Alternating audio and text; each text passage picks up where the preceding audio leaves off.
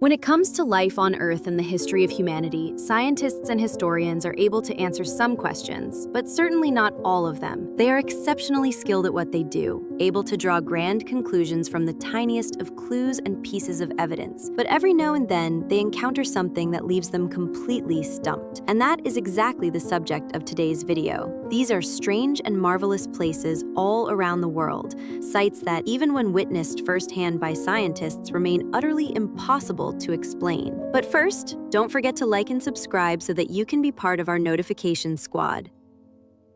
We begin this video with Invetonate Island in Kenya. Even the very name of Invetonate Island in Kenya holds a major clue to how local people feel about this place. The name of this strange island, located on Lake Turkana, translates to "no return." That fits perfectly with the legends and mysterious tales that surround the island, stories claiming that anyone who sets foot on it will never return. In 1935, the English explorer Vivian Fuchs decided to put the legend to the test, embarking on a research expedition to the island, together with his colleagues Bill Dyson and Martin Shellfields. However, when all three failed to come back, it only served to further reinforce the island's chilling reputation. Some conspiracy theorists believe there is an alien base on the island, where extraterrestrial beings are ready to abduct anyone who dares get too close. But for the people of Kenya, the more widespread belief is that anyone who descends into the enormous crater at the island's center will be struck by lightning and reduced to ashes.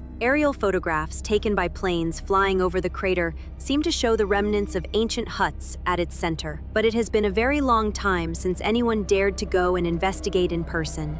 Perhaps that is for the best. A shroud of mystery surrounds the origins of the Heidentor in Austria. It is believed to have been built during the reign of Roman Emperor Constantius II, who ruled from 351 to 361. But that is little more than an educated guess based on what remains today. The ancient Romans sometimes constructed monuments like this to commemorate the sites of major military victories. That would make sense, as the ancient city of Carnuntum once stood here, home to about 50,000 people and surrounded by a massive fortress. Today, the city is long gone, with only a single arch of this structure still standing. For centuries, people mistakenly thought it was the gateway to the old city. Because its true history is so vague, countless legends and fantastic stories have sprung up around the Heidentor. It has become a popular gathering place for modern-day pagans, who refer to it as Heaven's Gate, although the reason is unclear. If it truly was a Roman tetrapylon, there may once have been a statue of an emperor or a god standing at its center. But now, there is no trace of any such statue to be found. Syria is home to many ancient and magnificent temples, each with its own captivating story. But the curiosity surrounding the Ain Dara Temple is especially intense, mainly because of the giant human footprints that appear right at the temple's entrance. These footprints have existed since at least the time the temple was built, more than 3,300 years ago, and to this day, their origin remains a source of controversy. Scientists and archaeologists believe that these were created by the same people who built the temple, meant to depict the procession of the gods as they entered the sacred inner chambers. However, many local legends claim that a great deity with clawed feet once visited the temple and left those prints behind. Another theory suggests that the builders themselves were giants and that they left these marks during their lifetime. In this region, stories of ancient giants have always circulated, and the footprints are the very first evidence cited by those who believe in such legends. Sadly, the temple suffered heavy damage in a Turkish air raid in 2018, but those mysterious footprints still remain. Most visitors to Egypt never miss the spectacular Great Pyramid of Giza, but if they drove just 20 more minutes to Abu Ghraib, they might discover a little-known secret. This ancient city once featured a structure, or more precisely, a temple dedicated to the great sun god Ra. Built roughly 2,400 years ago, it once had a stepped pyramid of its own. According to records from ancient Egypt, Abu Ghraib was once home to as many as 6 sun temples, but now only 2 remain. What's left of them today is little more than a colossal stone tower marking the westernmost point of Abu Ghraib. The massive red granite blocks scattered across the area still puzzle archaeologists. They were engineered with astonishing precision, with polished surfaces and drill holes so smooth that they could only have been made using advanced drilling technology. As if that weren't strange enough, There are also square alabaster dishes here, engraved with markings that resemble the gears of machinery. Did the ancient people who lived here once possess advanced technology? If so, what happened to them and to their inventions? Why have just one tree when you can have two?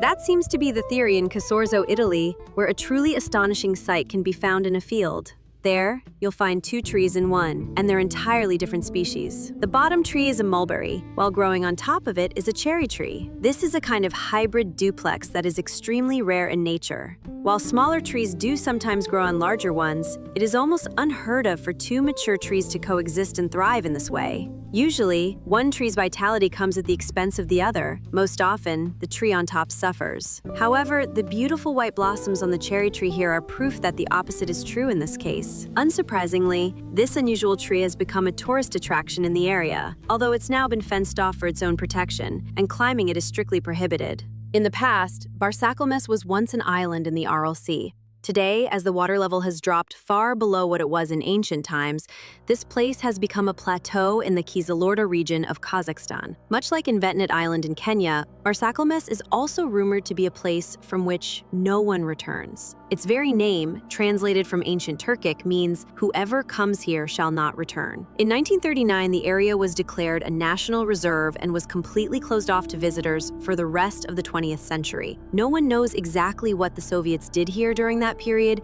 but there are countless rumors about top-secret research projects. Even now, electronic devices fail as you approach, and navigational equipment stops working altogether. There have even been documented cases of people's skin turning blue after staying too long or coming into close contact with the plateau. And the most famous legend is about a group of nomads who believed they had lived here for only a year, only to return to civilization and discover that 3 decades had passed. This is truly a mysterious and seemingly supernatural place that remains beyond human understanding.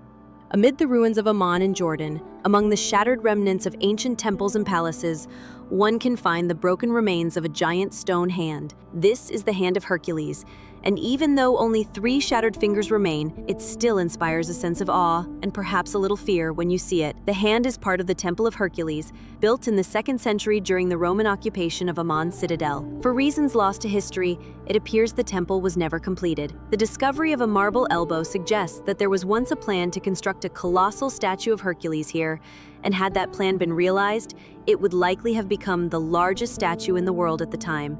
This region is notorious for earthquakes, so it's possible the Romans abandoned further construction after enduring one earthquake too many. As tour guides like to point out to curious visitors, the nails and cuticles on the stone hand are carved with such detail that it has led to jokes about Hercules getting regular manicures. While at least we know that the Romans built the Temple of Hercules, no one has any idea who built the Quiquilo Pyramid in Mexico City, Mexico. There is some evidence that a massive volcanic eruption destroyed the civilization that once existed here. But aside from the pyramid itself, they left almost nothing for future generations to remember them by. By examining the soil around the pyramid, archaeologists have determined that this area was cultivated from around 3,200 years ago until the 1st century AD, when the Sitle volcano erupted. It's an ironic twist for the ancient Mesoamerican inhabitants, who are believed to have worshipped a god of fire. Some historians believe that the entire population perished in the disaster, while others think that survivors migrated to other parts of Mexico, taking their cultural heritage with them, and eventually contributing to the rise of Teotihuacan. Today, no people live here anymore. Instead, rattlesnakes and tarantulas have taken over, making this place a hazardous destination for any would-be visitors. During World War II, Nazi Germany constructed many strange structures across Europe, and not all of them are fully understood. After the war, when the Soviet military took over the circular concrete installations along the coast of the Barents Sea and strictly barred outsiders from entering for decades, even more wild theories began to flourish. Some people believe that these sites were where the Nazis tested anti-gravity devices and weapons of mass destruction. There are even claims that the site is connected to the top-secret Die Glocke project, also known as the Bell. Apart from its distinctive shape, no one really knows what Die Glocke was supposed to do, only that it was said to be a terrifying weapon. Perhaps a more realistic explanation is that these were simply platforms for mounting rotating artillery, but that is nowhere near as intriguing as the mysterious legends.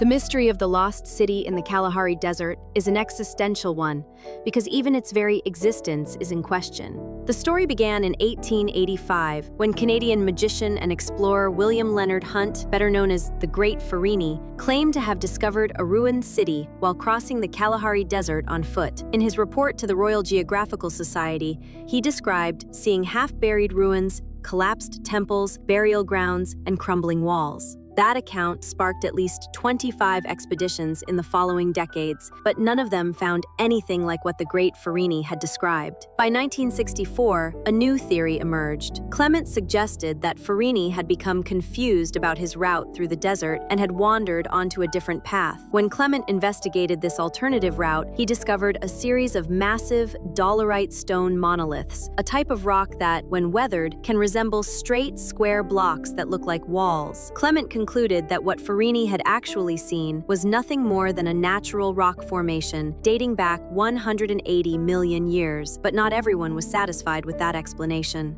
To this day, there are still people searching for the lost city of the Kalahari. In the town of Swinton, North Yorkshire, England, quite a few people believe there is an ancient temple in the area. When you see Swinton Druid's Temple, it's easy to understand why.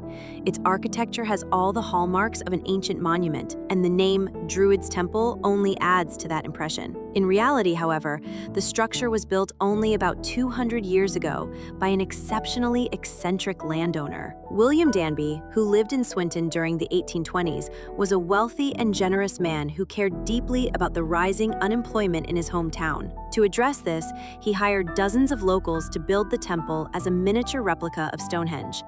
Once it was completed, he even offered a substantial reward to anyone who could live as a hermit inside the temple for 7 years. Someone managed to last 4.5 years, but no one ever reached the full 7, and the reward was never claimed. Although it is not truly an ancient temple, the site still attracts mystics and modern-day druids every summer solstice.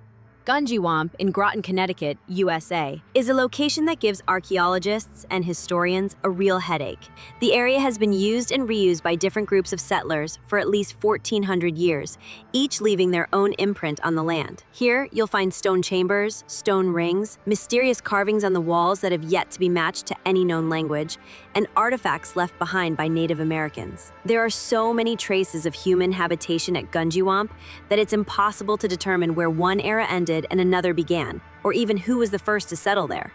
One popular theory holds that it was constructed in the 6th century by Celtic Christian monks who fled Ireland to escape Viking raids.